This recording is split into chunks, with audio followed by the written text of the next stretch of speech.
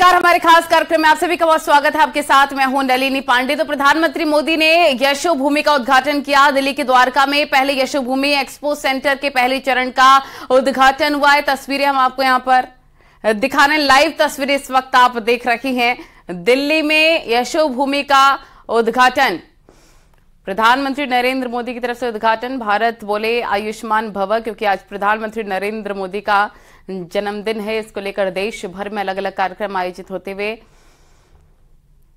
और आप ये लाइव तस्वीरें देख रहे हैं जहां पर प्रधानमंत्री ने यशोभूमि का उद्घाटन किया। दिल्ली के द्वारका में पहले यशोभूमि एक्सपो सेंटर के पहले चरण का उद्घाटन हो गया है।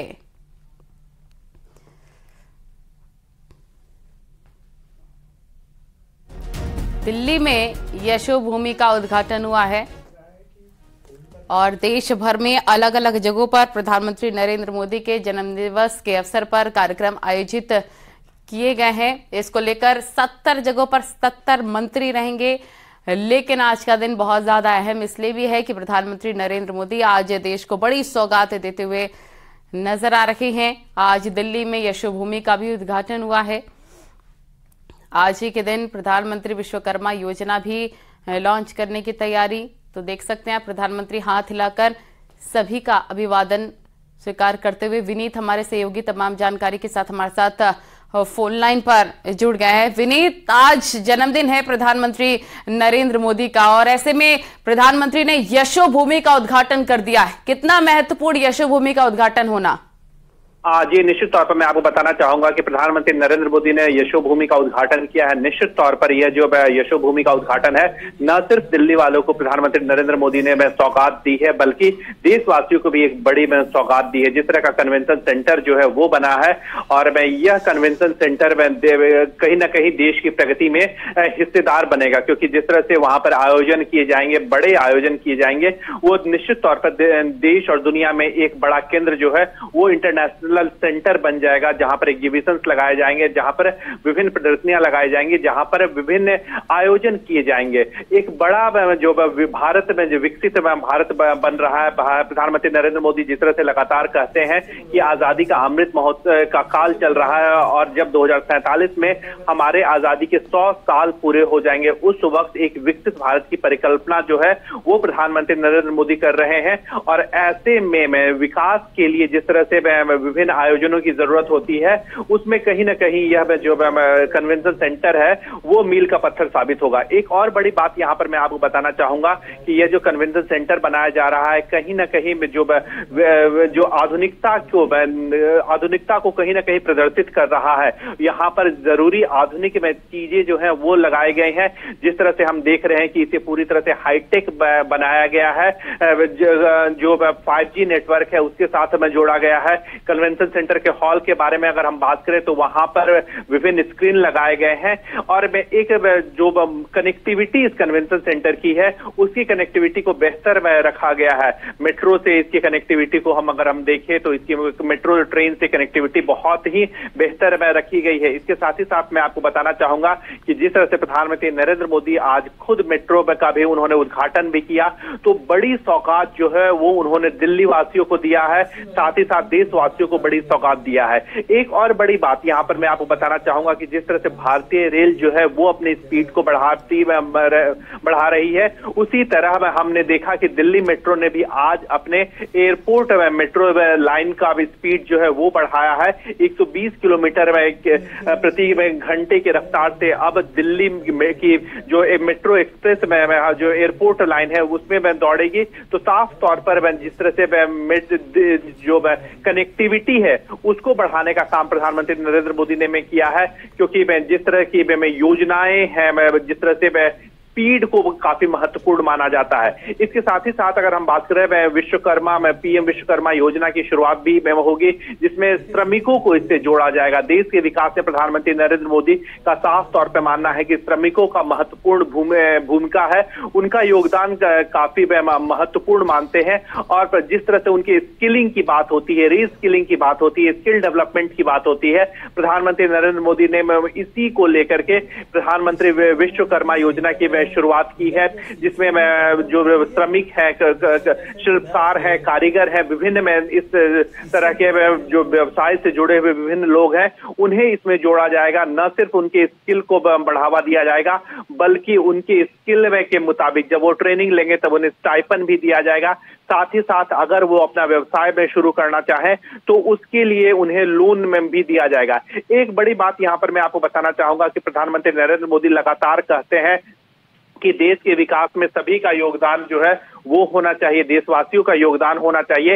इसके साथ ही साथ देशवासियों पर भी सरकार को विश्वास होना चाहिए। हमने पहले देखा कि जिस तरह से पहले अटेस्टेशन की बात होती थी, प्रमाणित जो विभिन्न डॉक्यूमेंट्स होते थे उन्हें प्रमाणित करने की बात होती थी, जिसके लिए गजेटेड ऑफिसर से प्रमाणित करवाया जाता था। उस परंपरा को प्रधानमंत्री नरेंद्र मोदी ने खत्म किया और सेल्फ जो प्रमाणित करने की बात होती है उसकी शुरुआत जो है वो प्रधानमंत्री ने की थी। और अभी यहाँ पर जिस तरह से लोन जो दिए जाएंगे वहां पर कहीं ना कहीं हम देख रहे हैं कि कोलेटरल लोन दिया जाएगा, जिसमें जनता पर भरोसा दिखाने की बात जो है वो की गई है। बहुत ज्यादा डॉक्यूमेंटेशन की जरूरत नहीं होगी, बहुत ही हैसल फ्री लोन जो है वो दिया जाएगा। और इसी कड़ी में हम देख रहे हैं कि प्रधानमंत्री विश्वकर्मा योजना जो है वो लॉन्च किया जाएगा। तो साफ तौर पर देशवासियों को प्रधानमंत्री नरेंद्र मोदी आज बड़ी सौगात दे रहे हैं, दिल्ली वासियों को प्रधानमंत्री नरेंद्र मोदी आज बड़ी सौगात दे रहे हैं। जी, यशोभूमि एग्जीबिशन हॉल की बात करें तो इसका उद्घाटन हो गया है। साथ ही देखिए बड़ी बात और गर्व करने वाली बात ये भी है भारत के लिए कि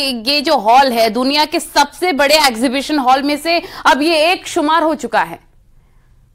निश्चित तौर पर मैं आपको बताना चाहूंगा कि जैसा कि मैंने पहले भी बताया कि जो एग्जीबिशन हॉल के बारे में बात करें तो बड़े विश्व स्तर का जो एग्जीबिशन हॉल है वो बनाया गया है।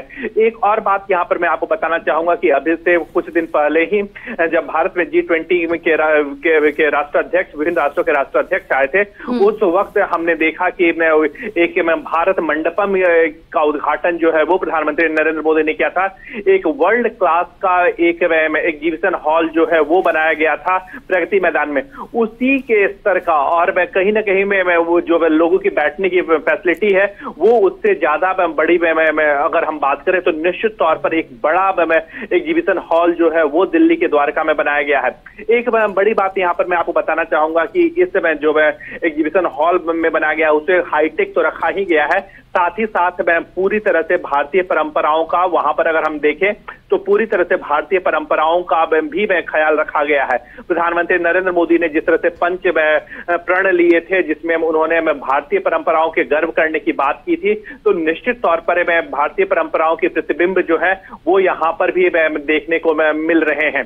इसके साथ ही साथ अगर हम बात करें विभिन्न सुविधाओं के बारे में बात करें तो कई डिजिटल डिस्प्ले जो है वो लगाए गए हैं सभी सीटों के साथ। जैसे कि हमें जानकारी मिली है सभी सीटों के साथ एक डिस्प्ले भी लगा हुआ है। इसके साथ ही साथ अगर हम बात करें यहाँ की कनेक्टिविटी जो है, एग्जीबिशन हॉल की कनेक्टिविटी जो है वो काफी बेहतर रखी गई है। बिल्कुल, और बड़ी बात ये भी है जैसा कि G20 का आप जिक्र कर रहे थे, G20 का जिक्र कर रहे थे आप, तो एक बहुत बड़ा चैलेंज दिल्ली में मीटिंग्स कराने का ट्रैफिक जाम भी रहता है। तो दुनिया भर के डेलीगेट्स को अब यहाँ के लिए ट्रैफिक जाम का सामना नहीं करना पड़ेगा और इस कैंपस को Delhi airport metro express line से भी जोड़ा जा रहा है। जी, निश्चित तौर पर यहाँ पर मैं आपको बताना चाहूंगा कि जिस तरह से ये मेट्रो से भी लाइन से जोड़ा गया है, साथ ही साथ अगर हम बात करें इंदिरा गांधी इंटरनेशनल एयरपोर्ट से भी ये कन्वेंशन सेंटर बहुत ज्यादा दूर नहीं है, कनेक्टिविटी बेहतर की गई है। एक बड़ी बात यहाँ पर मैं आपको बताना चाहूंगा कि जितना बड़ा आकार यहाँ पर कन्वेंशन सेंटर का है वहां पर जो सपोर्ट फैसिलिटी है वो भी उतनी ही बड़ी रखी गई है। लगभग 3000 गाड़ियां जो है वो एक साथ में यहाँ पर इस कन्वेंशन सेंटर में पार्क में की जा सकती हैं। पार्किंग की जो व्यवस्था की गई है वो भी काफी हाईटेक व्यवस्था की गई है, ऑटोमेटिक पार्किंग की व्यवस्था की गई है। एक बड़ी बात यहाँ पर मैं आपको बताना चाहूंगा कि अगर कोई व्यक्ति, जैसे कि हमें जानकारी मिली है कि अगर कोई व्यक्ति वहां पर अपनी गाड़ी से जाता है तो वो पार्किंग स्पेस जो है वो पहले से ऑनलाइन बुक कर सकता है, ऑनलाइन उसका पेमेंट भी किया जा सकता है।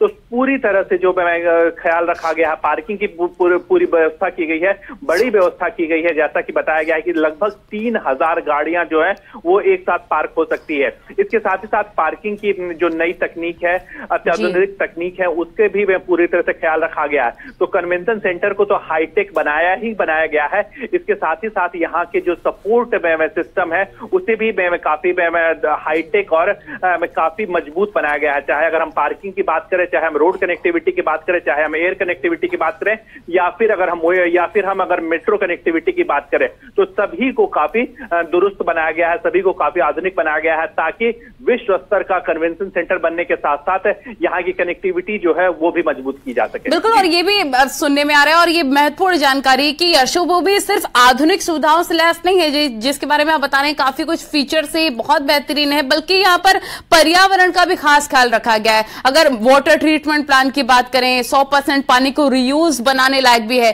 यानी कि पूरी तरह से रेन हार्वेस्टिंग भी हो सकेगी, और साथ ही साथ रूफटॉप पैनल्स भी यहाँ पर लगाए गए। पर्यावरण का भी खास ख्याल रखा गया है। निश्चित तौर पर यहाँ पर इको फ्रेंडली अगर हम बात करें तो इको फ्रेंडली बनाने की जो कोशिश है वो इस बिल्डिंग को की गई है। यहाँ पर हमने जैसा कि वाटर हार्वेस्टिंग के बारे में बात करें, हमें यह भी जानकारी मिली है कि सोलर पैनल भी जो है वो भी लगाए गए हैं। एक बड़ी बात यहाँ पर मैं आपको बताना चाहूंगा कि जीरो कार्बन एमिशन में का जिस तरह से प्रधानमंत्री नरेंद्र मोदी ने लक्ष्य रखा है, और जीरो कार्बन में एमिशन को भारत को जिस तरह से पूरे करने की बात जो है वो की जा रही है, तो उसमें भी यह कहीं ना कहीं ये जो बिल्डिंग है वो भी सहायक होगा, क्योंकि जिस तरह से इस बिल्डिंग को पूरी तरह से इको फ्रेंडली रखा गया है, रीयूज पे जिस तरह से जोड़ दिया गया है, जिस तरह से रिसाइकलिंग की बात में की गई है, अधिक से अधिक जो प्राकृतिक संसाधन है उसको अधिक से अधिक रिसाइकल किया जाए, उसका फिर से यूज किया जाए, इस पर काफी से अधिक ध्यान दिया गया है। साथ ही साथ अगर हमें जो जानकारी मिली है उसमें सोलर एनर्जी का भी इसमें काफी ख्याल रखा गया है। सोलर एनर्जी को भी इसमें लगाया गया है। जानकारी आप यहाँ पर दे रहे हैं, बहुत शुक्रिया आपका विस्तार से जानकारी देने के लिए।